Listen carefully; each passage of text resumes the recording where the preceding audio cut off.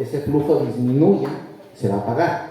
De esa forma los mecheros no van a estar encendidos las 24 horas y también es una forma de preservar, de cuidar el entorno, ¿cierto? Menos emisiones a la atmósfera, menos afectación por calor, menos afectación a los insectos, ¿sí? En la noche sobre todo, y a las plantas que están en los alrededores. De eso se trata. Entonces, ¿cuál es el indicador? ¿Cómo vamos a verificar el cumplimiento de todo esto? El número de mecheros. Entonces, con el número de mecheros, que básicamente por plataforma será 1, ¿no es cierto? Porque ya sabemos durante el tiempo que va a estar, pero habrá un mechero por plataforma durante el tiempo que ya está establecido. El número de mecheros instalados bajo especificaciones técnicas establecidas sobre el total de mecheros. Ese es el indicador. Yo voy a decir si existe 2 mecheros, entonces estoy poniendo 2 mecheros en la plataforma sobre el total de mecheros, que en este caso serían 3. ¿Me explico? Si es que no queda claro, por favor, les pido que me ayuden. Yo con gusto trato de aclarar mejor.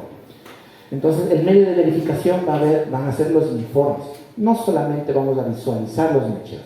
La empresa operadora tiene la obligación de generar un informe sobre lo que está pasando con ese mechero, contemplando lo que ya está establecido en la normativa ambiental. Ese es el medio de verificación. La fase, obviamente, ya sabemos, todos sabemos que es exploración y avanzada por el momento. La frecuencia de elaboración de estos informes, ¿sí? Una vez.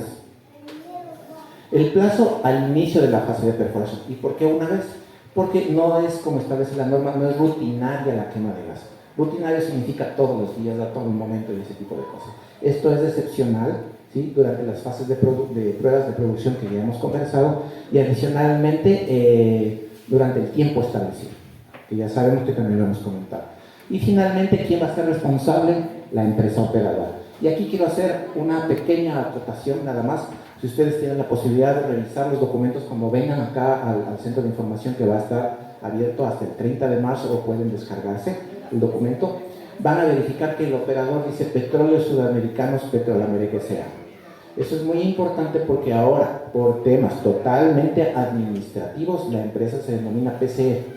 Ya de cajón yo les puedo decir que ese es uno de los cambios que va a tener la versión final del documento, ¿sí? No nos vayamos a confundir, no es otra empresa, ustedes la conocen mejor. Simplemente cuando nosotros levantamos en el 2022 la información, todavía tenía la denominación de Petróleos Sudamericanos del Ecuador Petrolamérica S.A. Ahora se llama PCR Ecuador PCA, digo S.A. Entonces, y así, estas matrices están elaboradas para cada uno de esos programas que vimos: el de mitigación, el de capacitación, el de contingencias, el de manejo de desechos, el de relaciones comunitarias, el de rehabilitación de áreas, y así para todos, inclusive para el de monitoreo.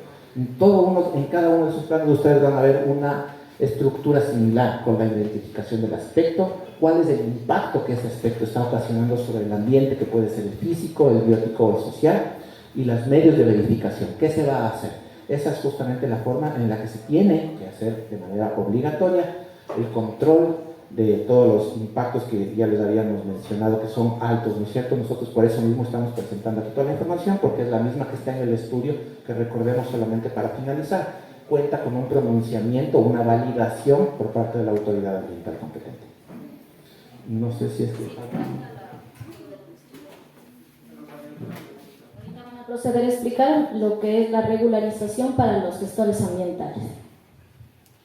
Buenas tardes con todos, mucho gusto. Mi nombre es José Valdeón, especialista de la Dirección de Regularización.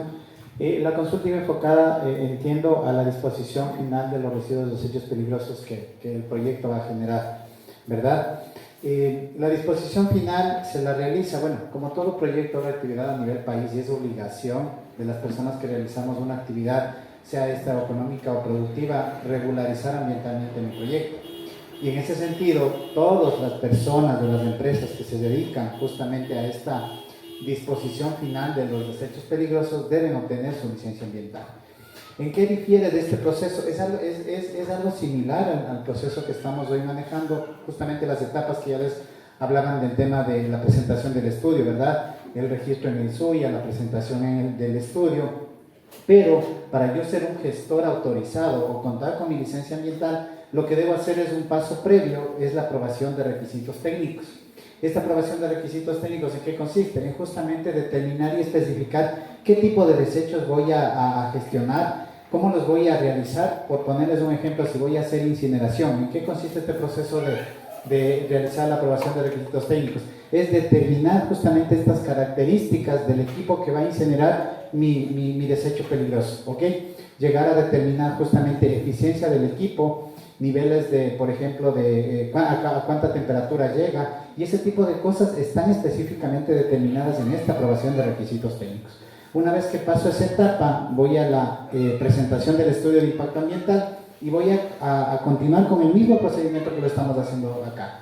Hay una revisión del estudio, hay una validación de la autoridad, se procede a un proceso de participación ciudadana, un tema de pago de pólizas, presentación de pólizas y pago por servicios administrativos, y al final del día el ministerio en este caso le otorga esta licencia a esta persona o a esta empresa para realizar la gestión de estos residuos. Es por eso que nosotros al interno como ministerio los llamamos gestores ambientales, ¿sí? Y estos gestores obviamente contratan con la empresa y son los que realizan el proceso o las etapas de la gestión integral del residuo.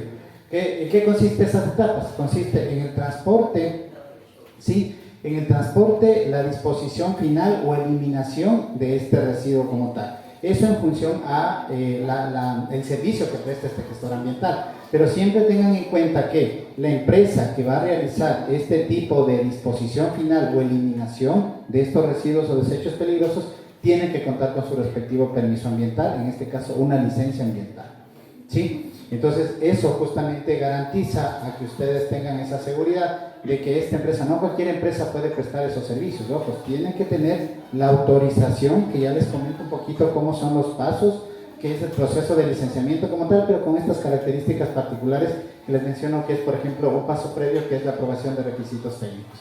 ¿Ok?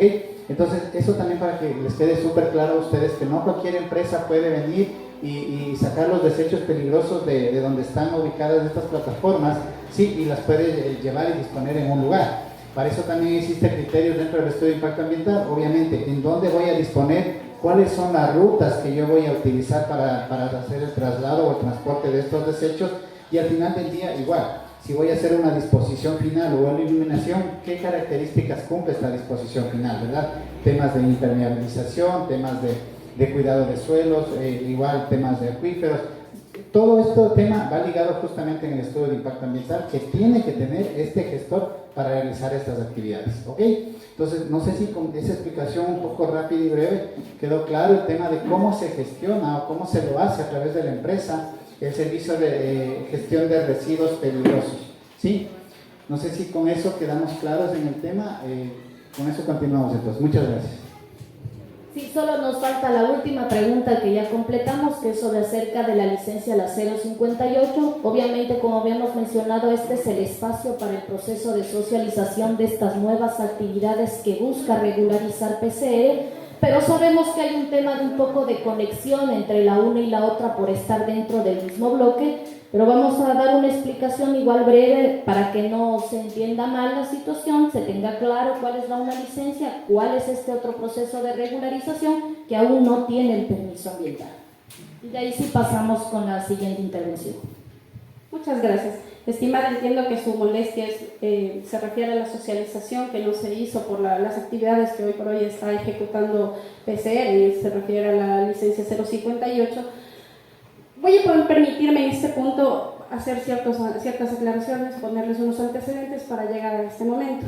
La primera es que la licencia 058 fue otorgada a favor de Petroamazonas EP. Entonces, recordarán que también el consultor habló de una ronda intracampos que se da en el 2019. Entonces, en esta ronda intracampos, entre varios de las empresas hidrocarburíferas que participaron, estuvo PCR, a la cual se adjudica el bloque 91 Arazá. Por su parte, Petroamazonas EP en el 2015 procede a hacer un registro de este proyecto en el Sistema Único de Información Ambiental, referente al proyecto de exploratoria y avanzada de la plataforma Arazá Noreste 1. Entonces, Todo este proceso lo lleva Petroamazonas como tal. Entonces, Petroamazonas también vino, levantó la línea base, hizo el estudio, presentó el estudio, en el Ministerio del Ambiente también se hizo la revisión de este estudio, se hizo estos momentos de participación, bueno, conforme a la normativa vigente con la cual se registra el proyecto, obviamente, le aplicó un proceso de participación social. Entonces también se establecieron los centros de información pública, se hicieron asambleas, talleres. Entonces, Petroamazonas hace todo este proceso y el 24 de mayo del 2018 se le otorga la licencia ambiental, que es la 058, que le faculta a Petroamazonas EP hacer lo siguiente: la construcción de la plataforma de 1.9 hectáreas y una vía de acceso para la plataforma de 4.9 hectáreas, la perforación de un pozo exploratorio y 2 pozos de avanzada. Con esto Petroamazonas podía ejecutar la actividad como tal. Sin embargo, en el año 2020 se da una fusión entre Petroamazonas y Petroecuador mediante el decreto ejecutivo 1221. Entonces, prácticamente no se ejecutó en todo este periodo, Petroamazonas no ejecutó ninguna actividad que fue autorizada con esta licencia. Así que, cuando ya se da la ronda Intracampos 1, la ronda Intracampos 1 se le adjudica al operador PCR el bloque 91, entonces se evidencia que esta licencia que autorizaba a realizar esta plataforma de 1.9 hectáreas, un pozo exploratorio y 2 de avanzada, se encuentra dentro del bloque adjudicado. Como tal, la normativa, tanto el reglamento del Código Orgánico del Ambiente, en su artículo 455, y el artículo 21 del Reglamento Ambiental de Operaciones Hidrocarburíferas, Acuerdo Ministerial 100A, facultan hacer el cambio de titularidad. ¿Qué significa eso?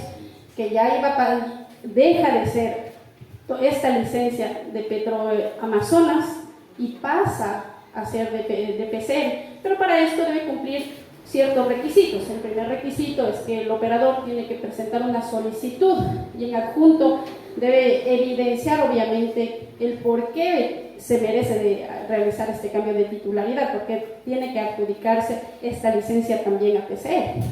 Entonces, luego de eso se presenta también una auditoría en el que se verifican las condiciones en las que va a ser entregadas al nuevo titular.